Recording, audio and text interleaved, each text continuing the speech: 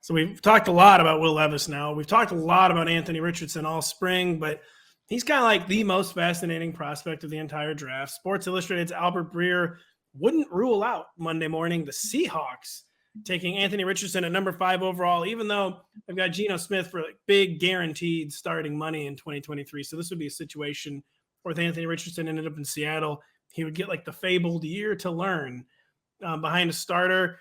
If he goes to Seattle, Lawrence, would Anthony Richardson even be draftable in 12-team leagues as a stash this year because the upside is so insane?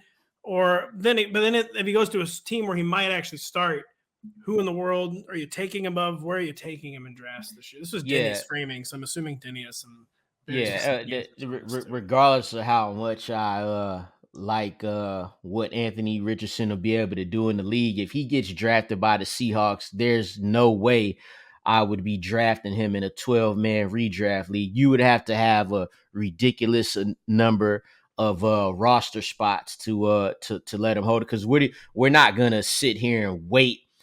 I think Geno got a pretty big leash. Like Geno's got like you are starting all 17 games unless you go off the rails. He'd have to be hurt. He'd have to be playing like extremely bad, which I don't see. He didn't lose anything on the offensive side of the ball.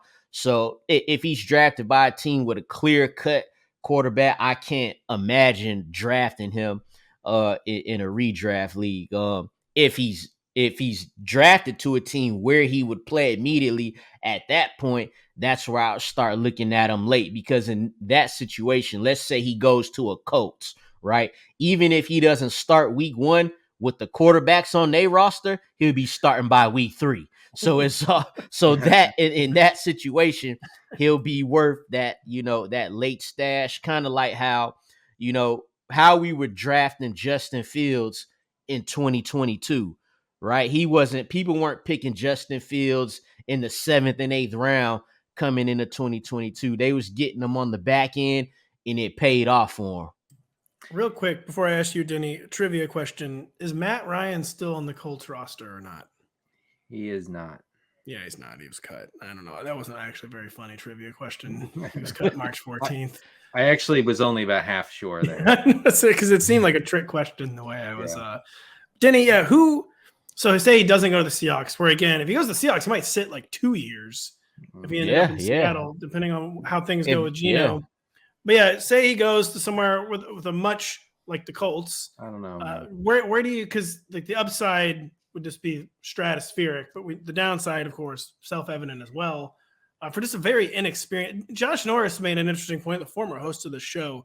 Like it's kind of incorrect to call Anthony Richardson raw. It's more that he's inexperienced. Like he was making more like inexperienced mistakes because just hadn't played many games until last year. That's right. And so like maybe raw is not the right word for it. But Denny, where in the world would you take him if he ends up in Indianapolis where it's clear he's going to make starts in 2023?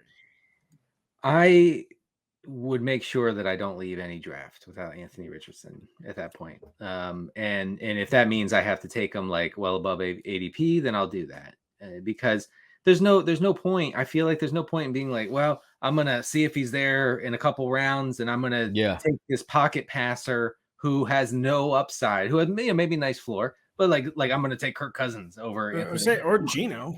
Come on. Yeah, or Geno. Right. Well, Geno has some rushing juice, but yeah, I mean, I completely all in on Richardson if he gets drafted by a team where he can start week 1. Now, I think the idea of the Seahawks taking Richardson and saying, all right, kid, you're going to sit back for a year or maybe 2 while Geno does his thing. That's not going to happen. That's not happening. I mean, Geno will have a long leash. Lawrence is right about that. They like Geno a lot. He earned, a long leash from his play last year. He led the league in completion rate over expected last year by like a significant margin. So he was good.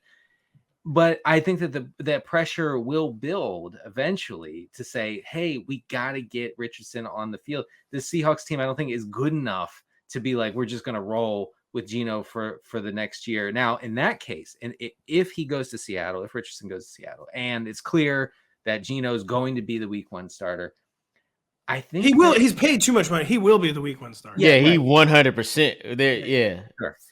But I do think that there is an argument in 12-team leagues, kind of depending on bench size and whatever, to just stash Richardson because I mean, what else are you going to use that spot on? A running back who might fall into 12 carries at some point. They're using Adam Thielen. Right. I mean, you gotta maximize your bench, and Richardson really strikes me as the kind of fantasy producer who just won't be available in most leagues by the time he gets the call to start. That is a compelling argument, but I do the Seahawks galaxy brain essentially every first round pick they make. I think they would very much take him and be super genuine about sitting him all year and actually just do that. And like where they would be like Pete Carroll, probably like a big believer in like the Alex Smith, Patrick Mahomes model, or the Jordan Love. Jordan Love's been in the league 12 years and is finally going to start in 2024 or 2023, Denny. I think they really believe. I think they would be serious. And like they would stick with Geno no matter what. I do actually believe that. So I do have a couple stats, some numbers on Anthony Richardson I'd like to share with the group here and see what you guys think. These come actually from our former colleague, Pat Crane. I check out his site, Legendary Upside, really good. Sign up for his newsletter. He has all the goods there. So he mentioned that, Richardson is not like there's this kind of lazy comp where Richardson is this year's Malik Willis. In no way is Richardson like Malik Willis, and a big difference is that Malik Willis was one of the worst quarterback draft prospects ever in avoiding sacks. Okay, whereas Anthony Richardson is one of the best ever at avoiding sacks. That is a huge factor in how these quarterbacks are evaluated. So there's that. There's also Anthony Richardson's what is it called? It's called a big time throw rate. Okay, folks. This is defined by Pro Football Focus as a pass with excellent ball location and timing, generally thrown further down the field and or into a tight window. Now, Anthony Richardson's big time throw rate is in line with Stroud and Bryce Young. It's higher than Cam Newton's was coming into college. It's higher than Deshaun Watson's was coming into college. So there is a ton of passing potential here in Anthony Richardson. And I think that like dismissing that and saying, oh, well, he needs 2 years on the bench to learn how to pass the ball. That's not true. No, it's definitely not true. You would most of the things we do in life, how do we learn it? By doing it. Right. Speak for yourself. I learned. I watched older kids than me play FIFA for 5 years before I ever picked up the sticks. Yeah, see, I couldn't have learned how to play FIFA like that. I had to get in there and hit those through balls myself. Exactly. I was lying. I've been through balling since I was 6 years old. Just one. I will never just quote hit X. And quote make a normal pass. You cannot just hit X, man. Can't do it. I will never just make a normal pass. I will always throw the ball. Sure.